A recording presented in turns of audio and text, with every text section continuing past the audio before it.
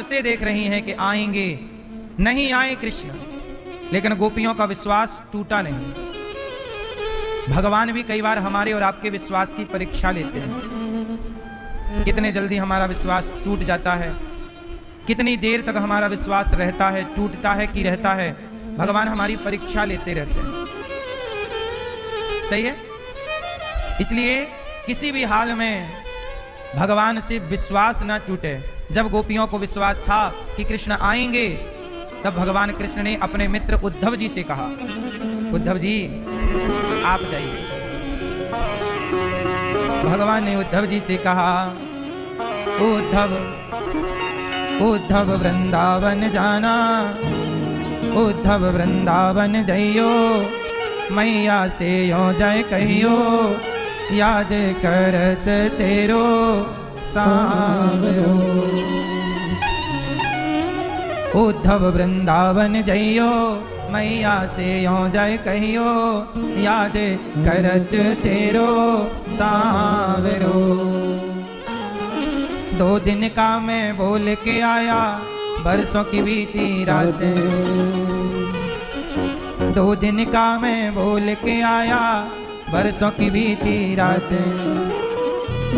कैसे जाऊं कैसे पूछूं उनके मन की बातें, कैसे जाऊं कैसे पूछूं उनके मन की बातें। उद्धव तुम जल्दी से जइयो, मैया से यो जय कहियो, याद करत तेरो सांवरो। उद्धव तुम जल्दी से जाओ, मेरी मैया मुझे याद कर रही हैं, वो रोज मेरे लिए रोटी बना रही होंगी। अब आएगा अब आएगा। गोपियां हमें टुकुर टुकुर निहार रही होंगी। उद्धव जी बोले, प्रभु आप ही चले जाओ, आप क्यों नहीं जाते? भगवान बोले, मैं जा नहीं सकता। क्यों? भगवान बोले कि मेरा शत्रु जो है, दुश्मन, वो जरासंध है। मैंने कंस को मार दिया है। कंस के ससुर का नाम है जरासंध। यदि मैं गया तो जरासंध को पता चल जाएगा कि मेरे प्रेम करने वाली गोपियां और मैया बाबा वृंदावन में है। फिर वो जरासंध मुझे नुकसान नहीं पहुंचाएगा, मेरी गोपियों को, मैया बाबा को नुकसान पहुंचाएगा। इसलिए मैं अपने प्रेम के इस रहस्य को खोलना नहीं चाहता। प्रेम गुप्त ही रहे तो अच्छा है। उद्धव जी आप जाओ, हमारी गोपियों को समझाओ, रोती बहुत है वो। चले उद्धव जी, चले मथुरा से जब कुछ दूर, वृंदावन निकट आया। यहीं से प्रेम ने अपना अनोखा रंग दिखलाया। पिटप झुक कर ये कहते हैं, इधर आओ इधर आओ। पपीहा कह रहा, पी कहाँ ये भी तो बतलाओ। नदी यमुना की धारा शब्द हरिहर का सुनाती है। भ्रमर गुंजार से भी यही मधुर आवाज आती है। गोपियां कहती हैं, उद्धव जी जब वृंदावन की ओर आए ना, तो उद्धव जी बड़े ज्ञानी हैं, पर आज कहां जा रहे हैं? प्रेमी गोपियों से मिलने। अच्छा, एक होता है ज्ञानी और एक होता है प्रेमी। बताओ कौन श्रेष्ठ है, ज्ञानी के प्रेमी? कौन बड़ा? ज्ञान कौन बड़ा? प्रेम बड़ा। ज्ञान से बड़ा प्रेम है। भगवान ज्ञान से ज्यादा प्रेम को पसंद करते हैं। इसलिए कहता हूं, हमें बहुत ज्ञान हो ना हो, पर भगवान से प्रेम बहुत होना चाहिए। बहुत ज्ञान से भगवान नहीं रीझते, बहुत प्रेम से भगवान रीझते हैं। रावण कितना ज्ञानी था और शबरी माता कितनी ज्ञानी थी? बताओ कौन ज्ञानी है? रावण के शबरी माता। कौन ज्ञानी है? रावण बड़ा ज्ञानी है, लेकिन ज्ञानी रावण को राम ना नजर आए, पहचान ना पाया, और प्रेमी शबरी राम को पहचान गई। तो ज्ञान से परमात्मा को पहचान पाएंगे जरूरी नहीं है, पर प्रेम से भगवान को पहचान पाएंगे ये जरूरी है। जरूर पहचान पाओगे। इसलिए ज्ञान में उलझे ना रहो। ज्ञान जलेबी की तरह है, जिसका कोई और छोर नहीं है, कहां शुरू कहां खत्म। ज्ञान का कोई अंत नहीं है। ज्ञान का कोई अंत नहीं है। पढ़ते जाओ, सीखते जाओ, सीखना चाहिए, पढ़ना चाहिए। ज्ञान रखना अच्छी बात है, ज्ञानी होना अच्छी बात है, पर ज्ञान के भरोसे भगवान को ना पाओगे। हाँ, ज्ञान के भरोसे पैसा पा जाओगे, ज्ञान के भरोसे पैसे तो पा जाओगे, ज्ञान के बल पर रावण लंका तो पा गया, पर राम को नहीं पा सका। ठीक है, इसलिए जब भगवान को पाने की बात आएगी तो ज्ञान के घमंड के पहाड़ से नीचे उतर करके आपको शबरी जैसा प्रेमी होना ही पड़ेगा, गोपियों जैसा प्रेमी होना ही पड़ेगा, तब परमात्मा समझ आएगा। ज्ञान से कुछ ना होता, ज्ञानी होना जरूरी है, ज्ञान जरूरी है, परंतु ज्ञान से अधिक प्रेम। अच्छा, प्रेम क्या है? एक भक्त है, नाम है भक्त का धन्ना। क्या नाम है? धन्ना। अब धन्ना नाम के छोटे से बालक हैं, उनके घर में कोई संत आए, तो वो अपने भगवान, संत जी आए तो अपने भगवान शालिग्राम जी को निकालकर नहलाकर पूजा करके भोग लगा रहे थे। तो धन्ना छोटा बालक था, संत जी के बगल में बैठ के बोला, गुरुजी ये कौन है? तो धन्ना से गुरुजी ने कहा कि बेटा ये तो भगवान है। धन्ना बोले हमें भी भगवान चाहिए, ये भगवान हमें दे दो।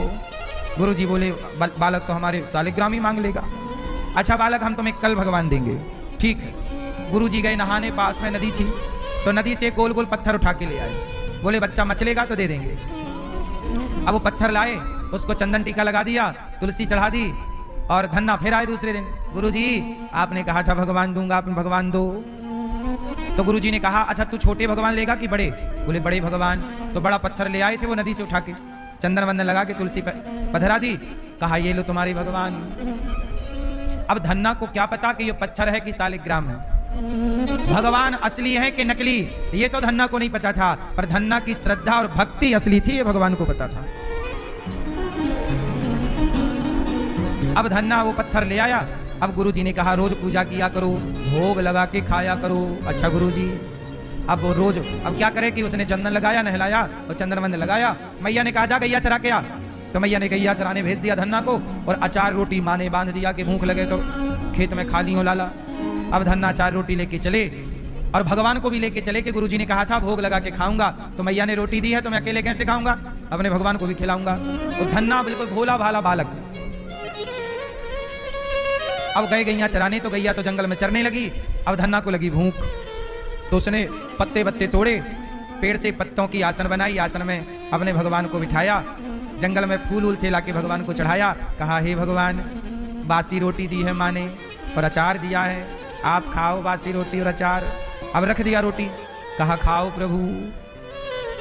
अब भगवान काय को खाएं, भगवान नहीं खाए, वो तो पत्थर की शिला थी ना, लेकिन उसकी आस्था थी कि ये भगवान है, और वो था पत्थर।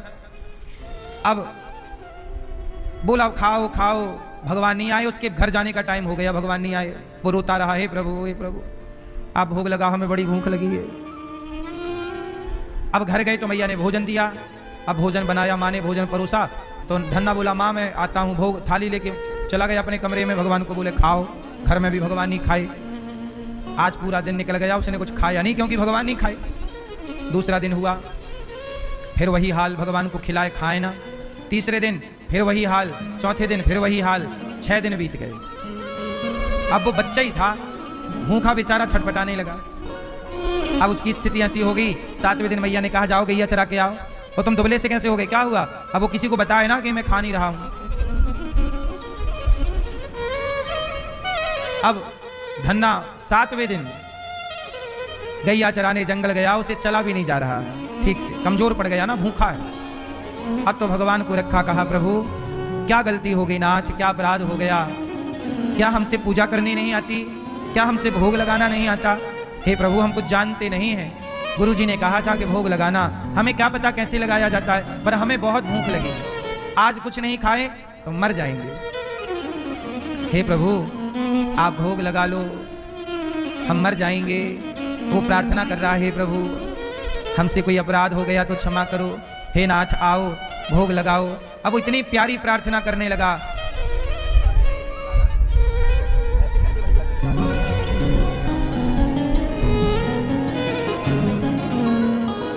अब भगवान धन्ना के प्रेम में, धन्ना बोला अब तो प्राण निकल जाएंगे प्रभु, अब हम मर जाएंगे।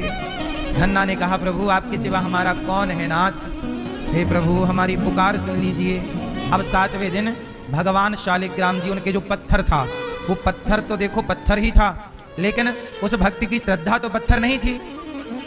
इसलिए भगवान पत्थर वत्थर में नहीं होते, मंदिर में नहीं, भक्त के विश्वास में भगवान होते हैं। उसे विश्वास था तो वो पत्थर की शिला से प्रकट हो गए भगवान, और प्रकट हुए छोटे से भगवान, बाल रूप में गैया चराने वाले कृष्ण कन्हैया। धन्ना से बोले धन्ना आज साथ तुमने कुछ खाया नहीं, पहले तुम खाओ फिर हम खाएंगे। धन्ना बोला नहीं, गुरुजी ने कहा था पहले आप खाओ पहले। अचार रोटी भगवान को दे रहा बासी, और भगवान धन्ना को पास में बिठा के अपने हाथ से खिला रहे हैं। अब तो धन्ना खुश हो गया। भगवान बोले ऐसा करो तुम सो जाओ, हम तुम्हारी गैया चराएंगे। अब धन्ना खा पी के भगवान से मिलके, अच्छा प्रभु आप ही भगवान हो? हाँ हम ही भगवान हैं। अच्छा आ गए प्रभु, हम तो भूखे मर जाते आपके लिए। अब तो धन्ना भगवान को टुकुर टुकुर देखे। अब तो रोज का नियम बन गया, लाए रोटी और भगवान को बुलाए, भगवान आए और धन्ना और भगवान दोनों खेलें। दोनों बच्चे थे, वो भी बालक और भगवान भी बाल रूप में, दोनों खेलें दोनों। अब धन्ना सो जाए तो भगवान गैया चराएं। एक दिन क्या हुआ, धन्ना बोला कि प्रभु ये बताओ आपकी क्या आज्ञा है, मैं क्या करूं? भगवान बोले कि सुनो धन्ना, तुम बहुत अच्छे भक्त हो, पर तुम ऐसा करो तुम मेरे भक्तों की सेवा करो। देखो भगवान सुनो मैया, जो आप दिन भर पूजा पाठ करती हो ना, आपकी पूजा पाठ से जिस दिन भगवान आपको मिलेंगे उस दिन भगवान आपको क्या कहेंगे पता है? धन्ना को मिल गए भगवान, तो धन्ना से भगवान बोले कि तुम मेरे भक्तों की सेवा करो, तुम मेरे भक्तों की। अच्छा ठीक है। अच्छा धन्ना जो थे वो जाट थे, जाट समाज के, तो धन्ना के पिताजी का खेत था। तो अब धन्ना थोड़ा बड़े हुए, जवान हुए, तो धन्ना से कहा कि जाओ खेत में ये गेहूं बो करके आओ। 1 कुंटल 1 बोरा 1 कुंटल गेहूं दिया और कहा जाओ खेत में गेहूं बो दो, गेहूं का सीजन आ गया गेहूं बोने का। अब धन्ना चले तो रास्ते में साधु लोग मिल गए और भगवान ने कहा था कि मेरे भक्तों की सेवा करना। तो संत लोग बोले भैया बड़ी भूख लगी है, कुछ भोजन वोजन हो तो मिले। धन्ना बोले आप बैठो, मेरे पास 1 कुंटल गेहूं है। धन्ना गए बाजार में, गेहूं बेच दिया पूरा 1 कुंटल, और जो पैसा आया उससे बढ़िया सामान लाके नदी के किनारे बढ़िया बनाया भोजन प्रसादी, और जितने साधु संत थे सबको खिलाया। अब सब खा गए। अब पिताजी को कैसे बताएं कि हमने गेहूं बो दिया? तो गए तो बैल खेत में जोते और बालू भर ली, बालू रेत नदी की, और रेत भर के रेत बोने लगे। बोले पिताजी को कह देंगे कि भाई हमने बोया तो था, कुछ हुआ ही नहीं। ये तो नहीं कहेंगे कि तुमने बोया नहीं था। अब वो बोएंगे तो अगल बगल के किसान देखेंगे, तो वो अब वो बैल को लिए और बस बालू भरे। अब सब क्या अब किसी को क्या पता कि क्या बो रहा है, सबको ही पता गेहूं ही बोया जाता है। तो वो गेहूं तो बेच के साधु संतों को खिला पिला के आनंद हो गया, और यहाँ बालू बो रहे हैं बालू। और धन्ना को लगा पिताजी को पता लगेगा तो मारेंगे बहुत। अब बालू बोए, बगल के किसानों को और हाँ भैया अच्छी चल रही है बुवाई, हाँ हम धन्ना बोले हमारी तो बढ़िया चल रही है बुवाई। अब पूरा 1 कुंटल गेहूं, मतलब पूरा खेत तो जुताई कर दी, पर बो दिया बालू। चलो अब धन्ना को बड़ी चिंता हुई कि हे भगवान सबकी तो फसल अंकुरित तो हो गई होगी, निकल आया होगा पौधा, हमारा तो निकले ही नहीं होगा, बालू थोड़ी निकलेगी, रेत थोड़ी होगी। लेकिन गांव वाले किसान आके बोले धन्ना के पिताजी से, सुनो आपका छोरा अब बहुत समझदार हो गया, धन्ना को किसानी करनी आ गई, इसने क्या गेहूं बोया, क्या समय पर बोया, सबसे टॉप की फसल है तुम्हारी। अब तो धन्ना बोले कि ये तो मरवाएंगे, ये तो ताने मार रहे हैं, हमारा तो खेत सूखा पड़ा होगा, ये बालू थोड़ी भाई उगेगी। अब पिताजी बोले चलो देख के आए। अब धन्ना बोले हे भगवान अब पिताजी गए हैं, खाली खेत होगा, ये तो ताने व्यंग मार रहे हैं कि देखो अच्छी फसल है, जबकि हम तो बोए ही नहीं। जब गए तो वास्तविक में उस खेत में सबसे अच्छी गेहूं थी, इतना बड़ा बड़ा पौधा हो गया। अब तो धन्ना के पिताजी आए, पीठ थपथपाए, वाह बेटा तूने तो अच्छी फसल की। अब तो धन्ना को आश्चर्य हुआ, धन्ना खेत देखने गए तो हरा, पूरा खेत हरा भरा। अब धन्ना को चिंता हुई ये कैसे हुआ, हमने तो बालू बोई थी। अब दूसरे दिन फिर भगवान को बुलाया भोग लगाने के लिए, हे प्रभु आओ। और जब भगवान आए, अब भगवान से वो रोज मिलते, तो धन्ना ने भगवान से कहा प्रभु हमने तो पिताजी का दिया गेहूं संतों को खिला दिया था, परंतु ये खेत में गेहूं बोया ही नहीं हमने, कैसे हो गया? तब भगवान ने कहा कि धन्ना, जब तूने अपना गेहूं मेरे भक्तों की सेवा में लगाई तो मैं भी तेरी सेवा में मैं ही रात के गेहूं बो के चला गया था। तूने जो दान दिया वो मैंने तुझे लौटा दिया। तूने जितना संतों की सेवा में लगाया मैं रखता थोड़ी हूं, मैं तो भक्त का भक्त को वापस करता हूं। तो मैं आपसे ये कहना चाहता हूं कि भगवान आपको मिल भी जाएंगे तो आपसे कहेंगे यही कि सेवा करो। भक्त की सेवा से ही भगवान प्रसन्न होते हैं। तो आपको भी धन्ना की तरह, जैसे उन्होंने संतों की सेवा की, बहुत सेवा करते, आगे बहुत कथा है धन्ना की सेवा की, तभी से हो गया। लोग ताने मारने लगे, कहावत बन गई, हम कोई धन्ना सेठ हैं क्या? जब कोई आपसे मांगता है और आप कहते हैं कि नहीं है, वो कहता है कि आपके पास है, आप दे नहीं रहे,